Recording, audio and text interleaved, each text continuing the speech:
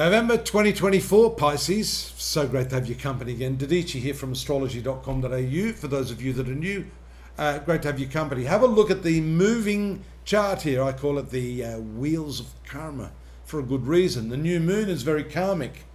The two luminaries connect, and this is going to happen on the 2nd of November there in your 9th house. 9th house has to do with travels.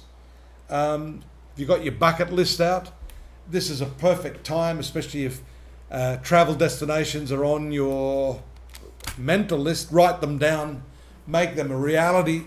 Enjoy what's coming from this new moon, which is unleashing some fresh energy in your life. Interestingly, travels are of a material nature, but sometimes travels can be of a mental nature. You'll notice the 9th house is the house of learning. So for some of you, this may relate to intellectual, mental, and even spiritual journeys. Mercury moves into the 10th house along with Venus there. This is a really, really nice combination.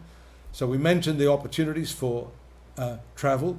Notice how that new moon quickly moves into your 10th house of career, as are the Mercury and the Venus transits, indicating some opportunity to further your success through the method of study, expanding your mind, and bringing some of your spiritual gifts to the workplace. Not in an overt way, but more in terms of the way in which you work.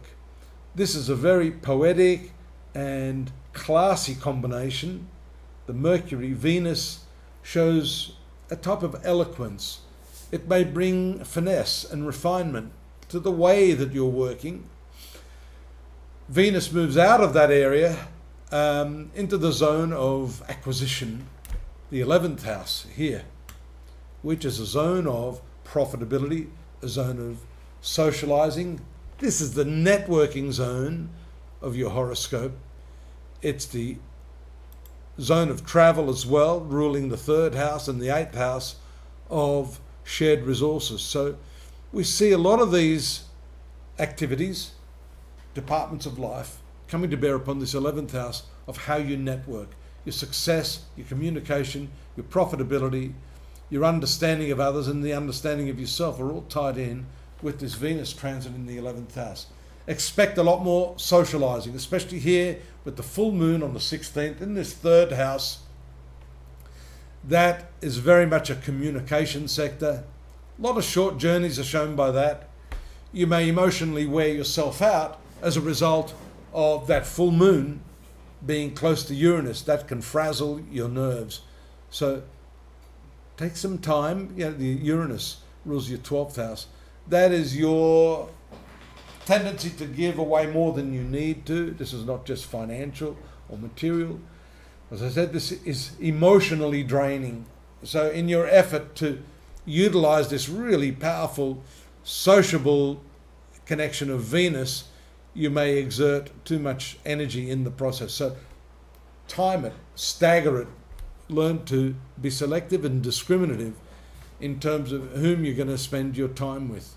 Moon moves to that 6th house that's activated by the powerful Mars-Pluto opposition. It's weakening, but the moon may reactivate that.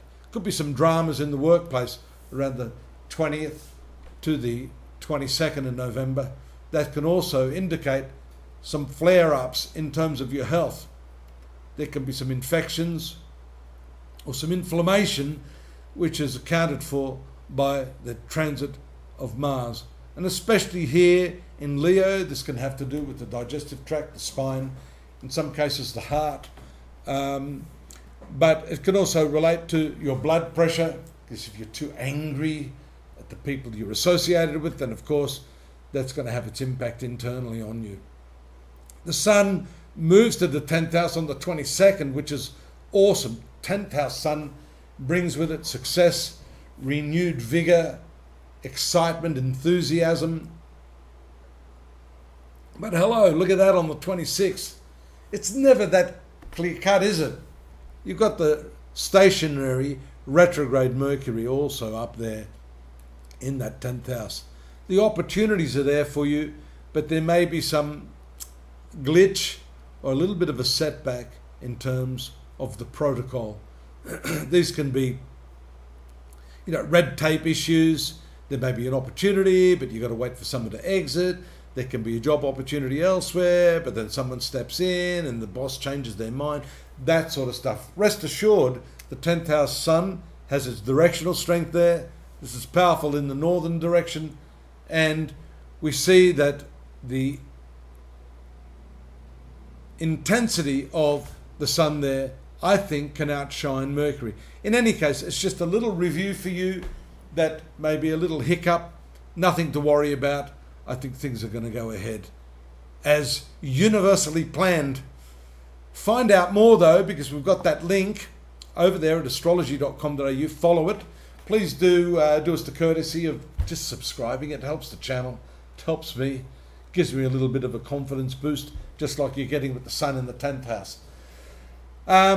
Drop us a line, like us, tell your friends, and by all means come back next month. I'll be looking forward to your company again. Bye-bye now.